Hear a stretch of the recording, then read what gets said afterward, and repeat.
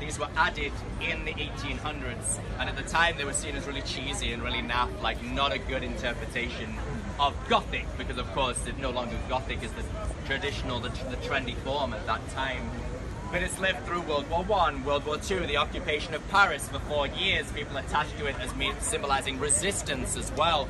They rung the bells of this church to mark the occasion of the liberation of Paris, and they still do on that day every year up until today. So you can kind of imagine that it wasn't just a case of like, oh, the Catholic Church is burning in the city. It was something that represented so many other things to so many people, and you kind of noticed that on that night. I'm not Parisian, I'm not from France, but I've been living here for nearly 6 years. It's very much part of my work, and I think like a lot of people were kind of surprised when we felt so sad when it was happening. I was like, I didn't know I had any kind of an emotional attachment to this church.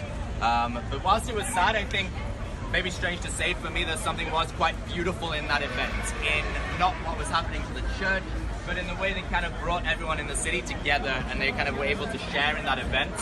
People sort of singing in the streets and things, and it was kind of a reminder that there are all these things that we kind of have in common, even if they're kind of different, whatever reasons that they are. So there was something kind of positive that seemed to happen on the night, and I kind of hope that that will be the legacy of that event, which again might kind of seem like a strange thing, but there's been so much division in the country for like the last 5-6 years, a lot of divisive politics, but also Paris has been subject to various attacks, which